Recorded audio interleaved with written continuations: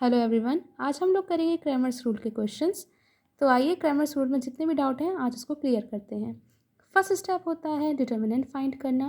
तो first step में हम फाइंड करेंगे डिटर्मिनेंट इसका। तो डिटर्मिनेंट फाइंड करने के लिए हम लोग रो को देखते हैं, जो फर्स्ट रो होती है उसको देखते हैं।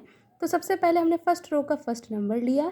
इसको हम कैसे करते हैं, जैसे फर्स्ट रो का हमने ये नंबर लिया तो ये जो कॉलम है इसको हटा देंगे और इस रो को। तो अब हमें पास जो नंबर बचेगा वो बचेगा ये। तो हमने इसको मल्टीप्लाई किया, 6 8 जा 48 माइनस माइनस प्लस। और जब अपर में जाते हैं मल्टीप्लाई करने में तो माइनस हो जाता है, तो -2, तो यहाँ +2 हो जाएगा।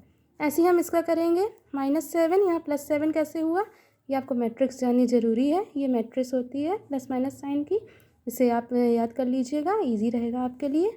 तो हमने यहाँ इसको लिया। अब इसके लिए भी हम इस रो को गायब कर देंगे, कॉलम को और इस रो को। तो हमारे पास ये नंबर बचेंगे, ये और ये इनका मल्टीप्लिकेशन करेंगे। सेम फिर हम 1 के साथ करेंगे।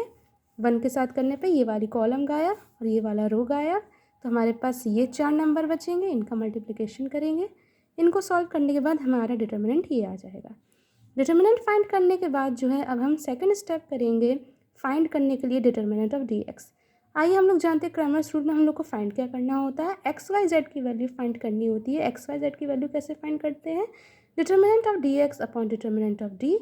वाई की वैल्यू कैसे फाइंड करते हैं, determinant of d y upon determinant of d. Z की वैल्यू फाइंड करते हैं determinant of d z upon determinant of d. तो आइए determinant of d x find करते हैं। डिटर्मिनेंट ऑफ डी एक्स कैसे फाइंड करते हैं, ये आपकी इक्वल में वैल्यू दे रखी है, ये आपको वहाँ पुट करनी होगी जो आपको फाइंड करना होगा। जैसे हमें अभी determinant of d x find करना है, तो हमने एक्स की जहाँ पे वैल्यू जितनी थी, यहाँ देख सकते हैं आप क्वेश्चन में, यहाँ ये एक्स की वैल्यू थी। तो यहाँ पे हमने सारी वैल्यू जो इक्वल में दे रखी थी वो हमने इस कॉलम में डाल दी। बाकी सारी आप देख सकते हैं कॉलम सेम ही है। ऐसे डाल के फिर हमने ये पूरा क्वेश्चन सॉल्व कर लिया। वही फर्स्ट रो को पूरा देखा, नंबर लिया, ये कॉलम छुपाया, ये रो छुपाया, सॉल्व किया। ऐसे करके हमारा डिटर्मिनेंट ऑफ डी एक्स आ गया 55। सेम इसी मेथड से हम लोगों ने डिटर्मिनेंट ऑफ डी वाई निकाली। अब आप देख लीजिए, हमें वाई निकालना था। तो ये जो वाई की जितनी कॉलम थी, ये देखिए आपकी वाई कॉलम है यहाँ पे, वहाँ पे हमने जो इक्वल में वैल्यू दे रखी थी वो डाल दी और सॉल्व कर लिया। फिर हमारा जो है डिटर्मिनेंट ऑफ डी वाई आ गया यहाँ पे। फिर ऐसे ही करके हमने डिटर्मिनेंट ऑफ डी जेड की वैल्यू भी निकाली। डी जेड आप देख सकते हैं यहाँ पे, जितनी वैल्यू इधर दे रखी थी जेड की, वहाँ पे हमने इक्वल की ये वाली वैल्यू डाल दी।